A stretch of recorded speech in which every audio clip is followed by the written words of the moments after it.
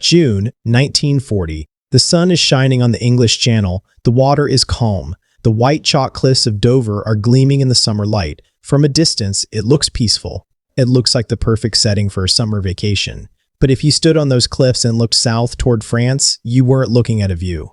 You were looking at a gun barrel. France had fallen. In just 6 weeks, the German war machine Wehrmacht and the Luftwaffe had crushed the French army, the finest in Europe. They had pushed the British Expeditionary Force into the sea at Dunkirk. Now, the swastika flew over Paris. And Adolf Hitler stood on the coast of Calais, staring across the 20 miles of water that separated him from his final prize. Great Britain was alone. The United States was not in the war yet. The Soviet Union had a non-aggression pact with Germany. There was no one coming to help. In Berlin, the mood was electric. The German High Command, the OKW, was already drawing up the victory parade schedules for London. They were printing guidebooks for their soldiers on how to behave in occupied England. To them, the invasion of Britain, codenamed Operation Sea Lion, was not a question of if, it was a question of when, and mathematically, they were right. The mathematics of defeat war at its core is a math problem, and in the summer of 1940, the math was catastrophic for the British. The German Air Force, the Luftwaffe, was the most terrifying military force the world had ever seen. They had spent the last 5 years preparing for this moment. They had 2,500 combat aircraft ready to launch across the channel. They had the Messerschmitt Bf 199, a fighter plane that could outclimb and outdive almost anything in the sky. They had the Heinkel 111 and the Dornier 17, medium bombers that could turn London into rubble. They had the Junkers 88, the Wonder Bomber. And facing this armada, the Royal Air Force, the RAF. On paper, the RAF was a skeleton crew. They had barely 600 serviceable fighter planes, Hurricanes, and Spitfires. 600 against 2,500. 4-1. If you were a betting man in Las Vegas in 1940, you would have bet the house on Germany. The American ambassador in London, Joseph Kennedy, was already telling Washington that England is finished. The German strategy was simple. It was brutal. It was the same strategy they had used in Poland and France. Brute force. They would send thousands of planes over the channel. They would sweep the sky clean of British fighters. They would bomb the airfields until the RAF was destroyed on the ground. Once the RAF was gone, the German Navy would ferry the tanks across the channel, and the war would be over by Christmas. It was a sound plan. It was a logical plan. But the Germans had made one miscalculation. They were fighting the last war. They were fighting a war of guns and engines. They didn't realize that the British were fighting a war of electrons. The ugly towers. If you walked along the southern coast of England that summer, past the beaches and the quaint seaside towns, you would see them. They were ugly. They were intrusive. Steel towers, 360 feet high. They looked like giant electrical pylons or oversized radio masts. They were strung with wires that hummed in the wind. There were 21 of them, stretching from the Isle of Wight in the south all the way up the east coast to Scotland. To the locals, they were an eyesore. To the sheep grazing beneath them, they were scratching posts. But to the Royal Air Force, they were the chain home system, and they were the most advanced weapon on Earth. For years, British scientists, led by a Scotsman named Robert Watson Watt, had been experimenting with radio waves. They discovered that if you blasted a powerful radio signal into the sky and it hit a metal object like an airplane, the signal would bounce back. It was an echo, an electronic echo. By measuring how long it took for the echo to return, you could tell exactly how far away the plane was. This was RDF radio direction finding. Later, the Americans would give it a catchier name, radar. Radio detection and ranging. The Germans knew about radar. They had their own radar sets, called Freya. But the Germans treated radar like a curiosity, a novelty. They used it for naval gunnery or isolated spots. The British did something different. They didn't just build radar towers. They built a network. This was the genius of chain home. The towers were not isolated outposts. They were the nerve endings of a massive living organism. Every time a chain home tower picked up a signal, a blip on a cathode ray tube, that information wasn't just written in a logbook. It was instantly transmitted down a secure telephone line. These telephone lines ran deep underground, buried in concrete, immune to bombs. They all led to one place, a secret bunker in Middlesex called Bentley Priory. And inside that bunker sat the man who would save the world. The architect Air Chief Marshal Hugh Dowding was not a movie star. He didn't look like a war hero. He didn't wear a leather jacket or a silk scarf. He didn't smoke cigars like Churchill or give fiery speeches like Patton. He was 58 years old. He was nicknamed Stuffy by his men because he was humorless, difficult, and socially awkward. He was a vegetarian. He was a spiritualist who believed he could talk to the ghosts of dead WWII pilots. He was, by all accounts, a strange, boring bureaucrat. But Hugh Dowding was a genius. While everyone else was obsessed with building faster planes and bigger guns, Dowding was obsessed with information. He knew that with only 600 planes, he could not afford to patrol the sky. In World War I, that's how you defended a country. You flew standing patrols. You put your planes in the air and hoped they bumped into the enemy. Dowding knew that was suicide. If he kept his planes in the air, the pilots would get tired. They would run out of fuel. And when the Germans actually arrived, the British planes would be on the ground refueling. Dowding's idea was radical. Keep the planes on the ground. Keep the pilots drinking tea. Keep the engines cold. Wait until the ugly towers see the enemy coming.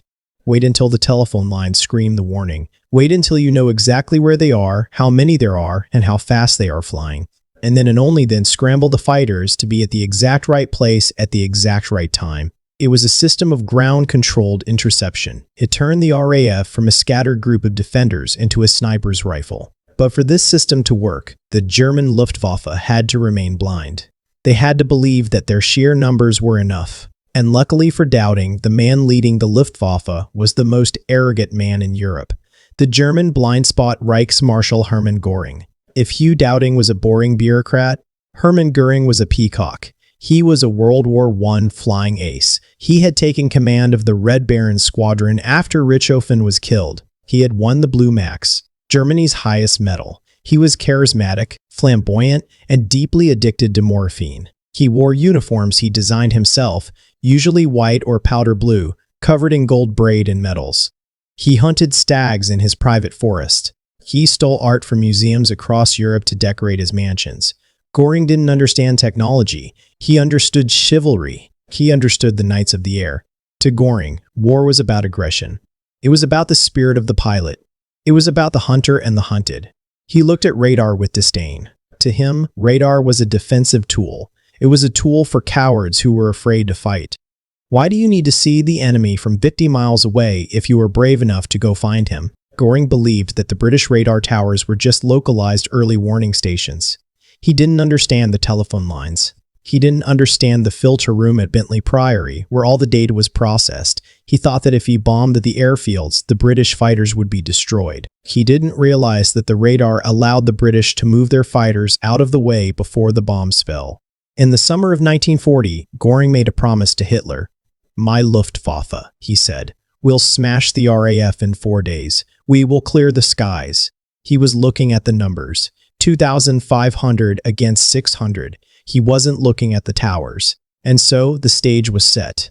On one side, the massive blunt hammer of the German war machine, led by a man who believed in brute force. On the other side, a fragile, invisible web of radio waves and telephone wires, led by a man who believed in math. The Battle of Britain was about to begin, and the first target was not London. It was not the airfields. The first target was the eyes of the eagle, because eventually, even Hermann Göring realized that before you can kill the enemy, you have to blind him. August 12, 1940. The morning mist was clearing over the English Channel, and on the radar screens at Ventnor, on the Isle of Wight, the blips began to appear.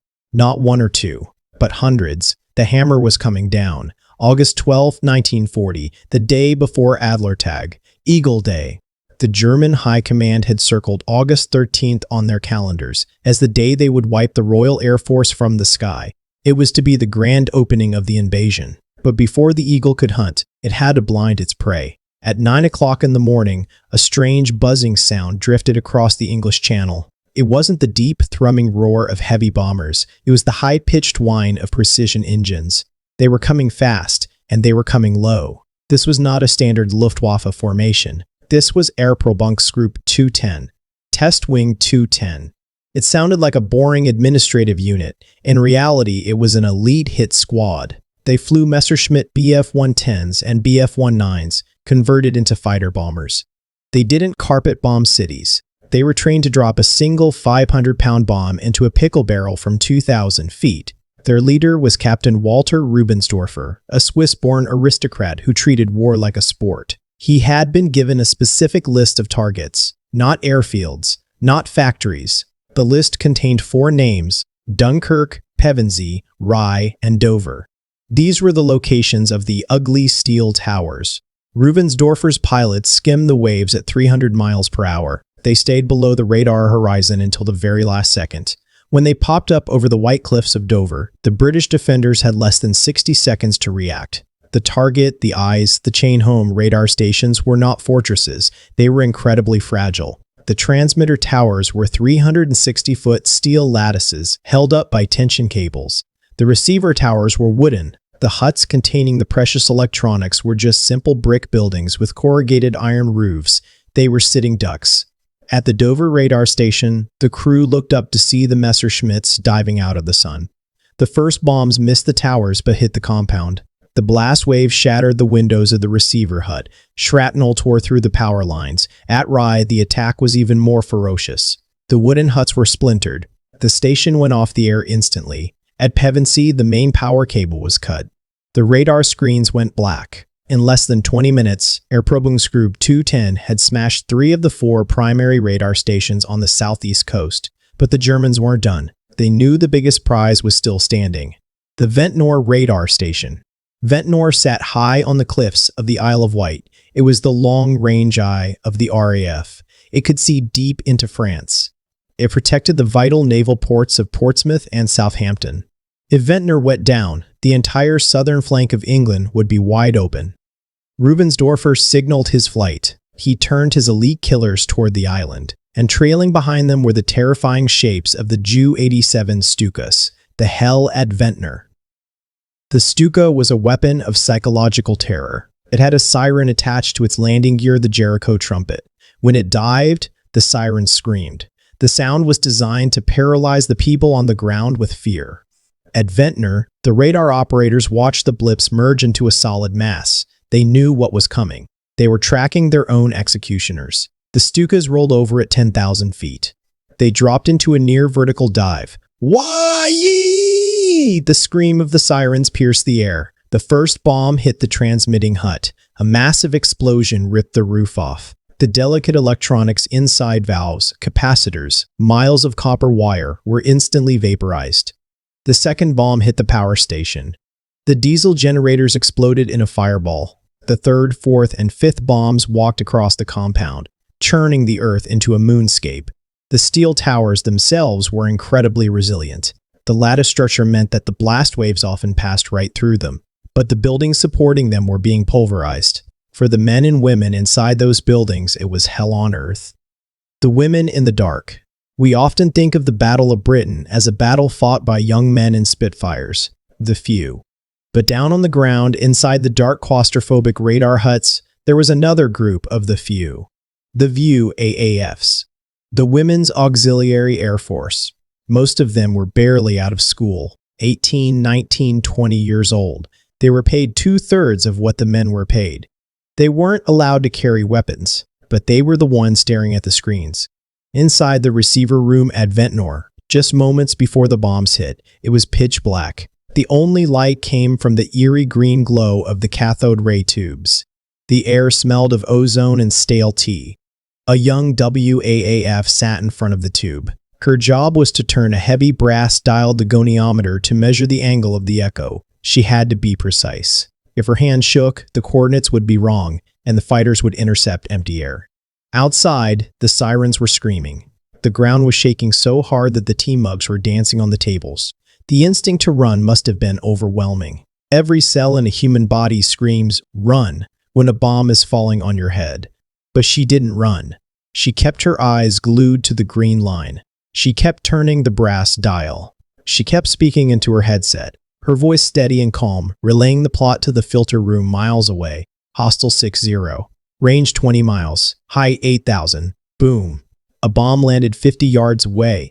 The ceiling plaster rained down on her hair. The lights flickered. The glass in the dial cracked. She brushed the dust off the screen. Correction, range 18 miles. These women were the unsung heroes of the chain. If they panicked, the system failed. If they ran for the shelters, the system failed. If they missed a single blip because they flinched at an explosion, a German bomber would get through and destroy a factory. So they sat in the dark, plotting the end of the world until the very last second. At Ventnor, they stayed until the power lines were cut and the screens physically went dead. Only then did they crawl out of the wreckage. They emerged into the sunlight, coughing in the dust, their faces blackened with smoke. They looked up at the towers. The steel masts were twisted. Smoke was pouring from the transmitter block. The station was dead. The blackout. At 12:40 p.m., the phone rang at Bentley Priory, the headquarters of Fighter Command. It was the line from Ventnor. "We are off the air, sir." The news hit Hugh Dowding like a physical blow. He looked at the giant map table in the operations room. A WAAF reached out with a long wooden stick and removed the marker for the Ventnor sector. It was a blank space, a black hole. For the first time in the war, the British shield had a gaping crack. The Germans had succeeded. They had blinded the Cyclops. If Hermann Göring had launched his main invasion fleet right now, at this exact moment, he could have flown thousands of bombers through the Ventnor Gap without being detected. They could have reached Portsmouth before a single Spitfire was scrambled. They could have bombed the naval yards into oblivion. They could have won the war that afternoon. The British commanders stared at the empty space on the map. They held their breath. They waited for the main attack. They waited for the sky to turn black with Heinkel's. But the sky remained empty. Why? Because of a lie. A beautiful, desperate, electronic lie. The British were blind, but they couldn't let the Germans know they were blind. They had to play the greatest poker hand in military history, and they had to do it with a broken radio transmitter and a lot of nerve. August 12th, 1940, 1 o'clock in the afternoon. The dust was still settling on the cliffs of the Isle of Wight. The Ventnor radar station was a smoking ruin. The transmitter block was a shell. The power lines were severed. Inside the operations room at Bentley Priory, the silence was deafening. Air Chief Marshal Dowding stood looking at the giant map table. The WAFs moved the wooden blocks representing the squadrons, but there was a massive, terrifying empty space on the southern coast. It was a blind spot, a gap in the shield. If the Luftwaffe launched a raid right now, the British fighters would be sitting on the ground, engines cold, while German bombers turned Portsmouth into a parking lot. The engineers told Dowding the truth. "It will take us 3 days to fix Ventnor, maybe 4. We have to rebuild the transmitter from scratch." 3 days. In war, 3 days is an eternity. In 3 days, you can lose a country. Dowding knew he couldn't hide the physical damage. Any German reconnaissance plane flying over the Isle of Wight would see the craters. They would see the smoke, but Dowding also knew something about his enemy. He knew that the Germans were obsessed with technology. He knew they were listening. Across the English Channel, the German Signal Corps were constantly scanning the radio frequencies. They were listening for the telltale sound of the British radar pulses. Thump, thump, thump. As long as they heard that heartbeat, they knew the station was alive. So Dowding came up with a plan. It was a bluff, a magic trick. If he couldn't fix the eye, he would fake the heartbeat, the ghost signal. The order went out immediately to the scientists and engineers at the Telecommunications Research Establishment. "We need a ghost." They didn't need a working radar. They didn't need a receiver that could actually see planes. They just needed a transmitter that could make noise. They needed a machine that could mimic the specific electronic signature of the Ventnor station. Every radar station had a unique fingerprint, a specific pulse recurrence frequency. The Germans had cataloged these fingerprints. They knew exactly what Ventnor sounded like. The British engineers found an old testing transmitter inland, miles away from the coast. It was weak. It was obsolete, but it was tunable. They dragged it out of storage. They rewired it frantically. They tuned the frequency to match Ventnor's operating channel. They adjusted the pulse rate to match Ventnor's heartbeat. It was like tuning a musical instrument to match a specific note. At 2 p.m., just hours after the attack, the order was given. "Switch it on." The engineer threw the switch. The tubes warmed up. The transmitter began to hum, and invisible radio waves began to pulse out across the English Channel. It was a weak signal. It wasn't strong enough to detect a reflection from an aircraft. It was useless for defense. But to a listener on the other side of the water, it sounded exactly like a wounded but living animal. Thump, Thump. The ghost of Ventnor was on the air. The German listening post across the channel in a bunker near Cherbourg, a young German radio operator was adjusting his headset. He was part of General Wolfgang Martini's Signals Intelligence Unit. His job was to monitor the British air defense network. He knew that the test wing had just hammered the Isle of Wight. He expected silence on the Ventnor frequency. He expected the line on his oscilloscope to be flat. He tuned the dial. And then he saw it.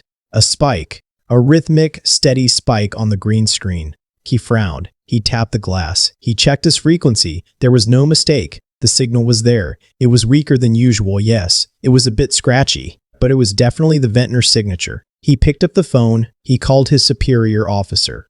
"Herr Major," he said, confused. "The target is still transmitting." The news traveled up the chain of command. It went from the bunker in Cherbourg to the Luftwaffe headquarters in Paris, and finally to the desk of Hermann Göring. The report read, "Despite heavy bombardment, the British radar station at Ventnor appears to be operational."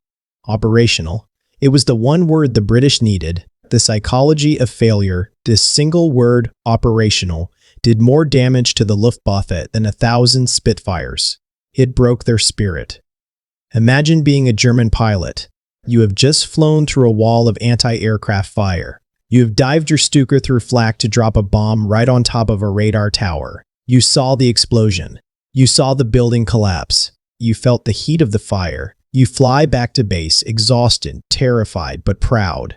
You report, target destroyed, mission accomplished. And then, an hour later, the intelligence officer walks in and says, "Actually, you failed. The station is fine. It's back on the air." How would you feel? You would feel cheated. You would feel powerless. You would start to believe that the enemy is invincible. This is exactly what happened to the Luftwaffe. The pilots began to spread rumors. The British towers are indestructible. They are built underground. They have spare towers that pop up from the earth. They looked at the ugly steel masts and saw monsters that couldn't be killed. The truth was, the towers were fragile. If the Germans had sent just one more wave, just 5 more bombers to finish off Ventnor, the bluff would have been exposed, the ghost would have been silenced. But they didn't, because the electronic intelligence told them it was a waste of time. Why risk valuable pilots and expensive bombs to attack a target that just repairs itself in an hour? It seemed futile. General Wolfgang Martini, the German signals chief, was screaming at his commanders. He suspected a trick. He argued that even if the signal was there, the station might be damaged. He wanted to hit it again. But Göring wasn't listening to the signals chief. He was listening to his ego. Göring was already frustrated. He wanted a quick victory. He didn't want a drawn-out battle of attrition against steel towers. When he heard that Ventnor was operational, he didn't think, "Let's hit it harder." He thought, "This strategy is boring. Let's try something else." While the Germans were paralyzed by the ghost signal, the British were working like maniacs. At Ventnor, it was a scene of controlled chaos. Repair crews were swarming over the wreckage. They brought in a mobile radar unit, a truck with a smaller aerial and a portable transmitter. These mobile units were the unsung heroes of the war. They could be driven into a field, camouflaged with nets, and made operational in hours. The crews worked through the night. They worked under floodlights, risking a German night raid. They spliced cables. They welded steel. By August 15th, 3 days after the attack, the real Ventnor station was back online. The ghost signal was switched off. The real heartbeat returned.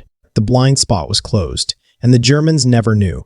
They never knew that for 72 hours, the entire southern coast of England was defended by nothing more than a lie and a truck. August 15th, 1940, the Battle of Britain was raging. The skies over Kent and Sussex were a tangled mess of contrails. But the most important moment of the war wasn't happening in a Spitfire cockpit. It wasn't happening in a bomb shelter.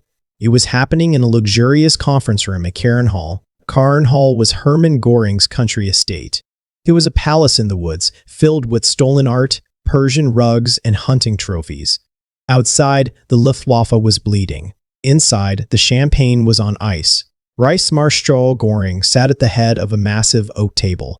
He was wearing one of his flamboyant white uniforms, his chest heavy with medals. He looked more like an opera singer than a military commander. Around the table sat the generals of the Luftwaffe, Kesselring, Spurl, Stumpf. They were tired. They were frustrated. They had been pounding England for days, but the RAF was still fighting. The British fighters were still appearing out of nowhere, intercepting their bombers with uncanny precision. At the far end of the table sat a man who didn't fit in, General Wolfgang Martini. Martini was the head of the Luftwaffe, the Signals Corps. He was a technician, a quiet, serious man who understood radio waves better than he understood politics. He was the only man in the room who knew why the British were winning the conference. The meeting began with the usual bluster. The generals bragged about tonnage dropped. They bragged about enemy planes shot down. They inflated the numbers to please the boss. But Martini was waiting for his turn. When he finally spoke, the room went quiet. Reichsmarschall, Martini said. We must discuss the towers. He laid out his evidence. He explained that his listening posts were picking up the British signals. He explained that every time a German formation took off from France, the British radar stations began to chatter. The radar, Martini argued, is the nervous system of the enemy defense. As long as those towers stand, they can see us. They can ambush us. We must destroy them. We must blind them completely. He was pleading for a sustained, focused campaign against the chain home network. He wanted to finish the job that Airprobungsgruppe 210 had started 3 days earlier. He argued that even if the stations were operational, thanks to the ghost signal, they were surely damaged. If they hit them again harder, they would collapse. It was the correct military analysis. It was the only way to win. But Martini had a problem. He was speaking to a man who didn't care about science. He was speaking to a man who cared about glory. The ego of the fat man Hermann Göring shifted in his chair. He was bored. To Göring, bombing radio towers was not war. It was engineering. It was unheroic. There was no drama in knocking over a steel mast. He wanted to see burning Spitfires. He wanted to see crushed airfields. He wanted to break the morale of the British pilots by destroying their homes and their machines. He looked at Martini with disdain. General, Göring said, waving his hand, we have already bombed these stations, and what happened? They are back on the air the next day. It is like trying to kill a hydra. Göring had swallowed the bait of the Great Bluff. Because the British had faked the signal at Ventnor, Göring believed that radar stations were impossible to destroy. He believed that attacking them was a waste of valuable bombs. It is doubtful, Göring said, delivering the line that would save England, whether there is any point in continuing the attacks on radar sites. The room was silent. Martini tried to protest. He tried to explain that even if the towers were hard to kill, the buildings underneath them were soft. If you kill the operators, the towers are useless. But Göring had made up his mind. He stood up. The meeting was over. The order went out by teletype that afternoon. It was a directive that changed the course of history. The attacks on the radar network are to be discontinued immediately. The Luftwaffe will focus all efforts on the destruction of RAF fighter command airfields and aircraft factories. Stop hitting the eyes. Hit the fists. It seemed like a logical shift. If you destroy the airfields, the planes can't fly. But Göring missed the fundamental truth of the Battle of Britain. The airfields were camouflaged. They were spread out. They were hard to find. To find them, the German bombers had to fly deep into England. And to fly deep into England without being intercepted, you needed to be invisible. By ordering his pilots to ignore the radar towers, Göring was ordering them to walk into a trap over and over again. He was sending his men into a dark room where the enemy was wearing night vision goggles. The sigh of relief back in England, the sun was setting. Inside the radar huts along the coast, the WAAFs were tense. They were watching the screens, waiting for the evening raid. They saw the blips appear over France. The formations were forming up. The hostiles were coming. The operators braced themselves. They put on their helmets. They prepared for the ground to shake. They prepared for the Stukas to screen down on their heads again. But then, something strange happened. The blips crossed the coast. They flew over Dover. They flew over Bray. They flew over Rye. They flew over Pevensey. But they didn't dive. They kept flying. They flew right past the tall steel towers. They ignored them completely. The German bombers were heading inland toward the airfields of Biggin Hill and Kenley. Inside the radar huts, the crews looked at each other in disbelief. "They're not stopping," one operator whispered. "They're flying past us." They didn't understand why. Had the Germans run out of bombs? Had they made a mistake? They didn't know about the meeting at Karen Hall. They didn't know about Göring's order. All they knew was that they were still alive. And more importantly, they were still online. The blind man, the British defense system, had been given his sight back by the enemy. The telephone lines to Bentley Priory began to buzz. Hostiles crossing the coast at Dungeness. Height 15,000, heading northwest. Hatos, passing Pevensey. Range 20 miles. The information was flowing again. The blood was pumping through the veins of the system. Air Chief Marshal Dowding, sitting in his office, allowed himself a rare moment of emotion. He took off his glasses and rubbed his eyes. He knew what this meant. The Germans had blinked. They had abandoned the only strategy that could have defeated him. Now, it was a fair fight. Actually, it wasn't a fair fight anymore. It was a turkey shoot, because now Dowding could see them coming. He could wait until the Germans were over the English countryside, far from home, low on fuel, and then he could vector his Spitfires to pounce on them from out of the sun. The Germans thought they were switching to a more aggressive strategy. In reality, they were signing their own death warrants. The fatal mistake had been made. The order had been given, and the ugly towers stood silent and tall against the evening sky, watching, tracking, and killing. September 15th, 1940, a Sunday. In London, the church bells were silent. They had been banned since the start of the war to be rung only if the Germans invaded. But across the English Channel, the invasion was ready. Hermann Göring believed that the Royal Air Force was finished. His intelligence reports told him that the British were down to their last 50 Spitfires. He believed that the radar network was battered and useless. He believed that one last massive push would break the back of the British resistance. So he decided to throw everything he had at London. He emptied the airfields of France. He sent the Heinkels, the Dorniers, the Junkers. He sent the Messerschmitts. It was the largest aerial armada ever assembled, over 1,000 aircraft. The plan was simple. Fly to London in broad daylight, bomb the docks, bomb the palace, terrorize the population into surrender. The German pilots climbed into their cockpits with confidence. They had been told that the sky belonged to them. They had been told that the ugly steel towers on the coast were blind. They took off. They formed up over Calais. A swarm of metal locusts heading for the Garden of England. They expected a victory lap. They were flying into a meat grinder. The all-seeing eye at the chain home station at Dover. The radar operator watched the green line on her screen. She didn't see a single blip. She saw a wall. The signal was so strong it almost burned out the tube. Hostiles building up over Cap Gris-Nez, range 40 miles, appears to be everyone. Because Göring had ordered his bombers to stop hitting the radar sites, the Dover station was operating at 100% efficiency. The operator picked up the phone. She called the filter room at Bentley Priory. The information was relayed instantly to No. 11 Group headquarters at Uxbridge. Deep underground, Air Vice Marshal Keith Park stood looking at the giant map table. Winston Churchill was there that day. He was sitting in the gallery, watching the lights on the map turn red. Churchill chewed his cigar. He saw the sheer size of the German attack. He asked Park a famous question. "What reserves do we have?" Park looked at the Prime Minister. He didn't sugarcoat it. "There are none, sir." It was true. Every single squadron was being scrambled. But because of the radar, Park didn't have to guess. He didn't have to patrol. He knew exactly where the Germans were. He could see their altitude. He could see their speed. He waited. He held his nerve.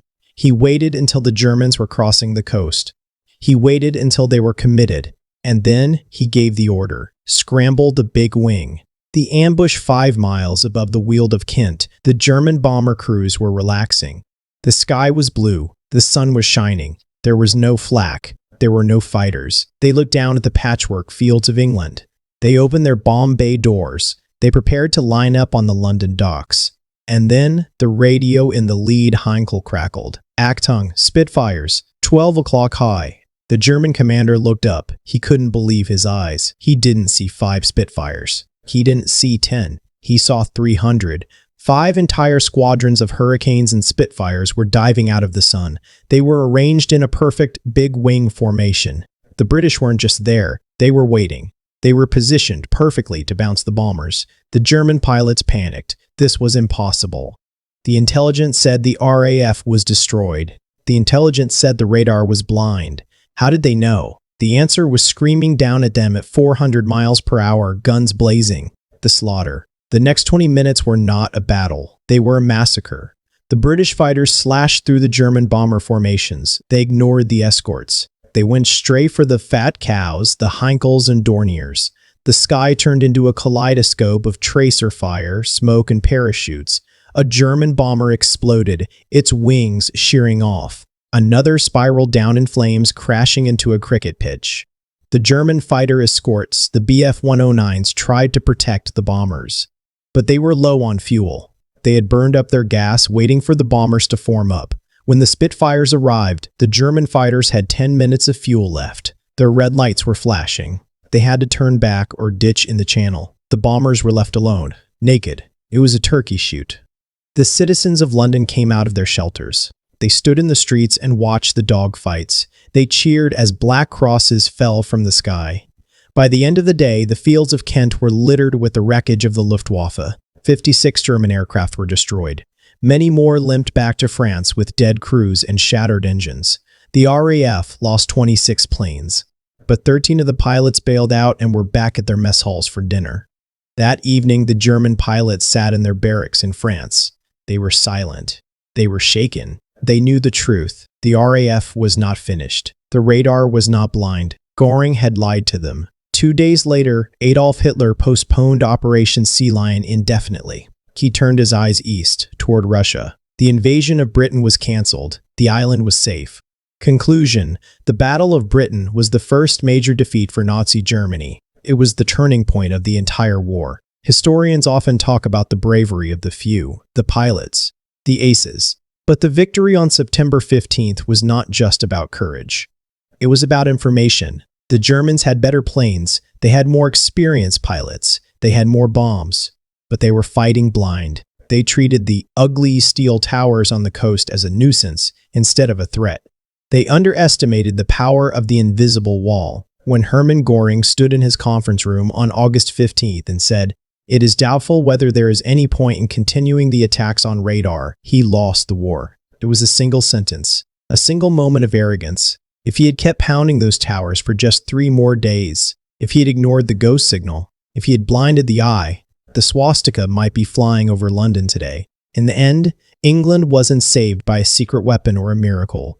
It was saved by a mistake. And it was saved by a group of young women in dark rooms, staring at green screens, refusing to blink while the world burned around them.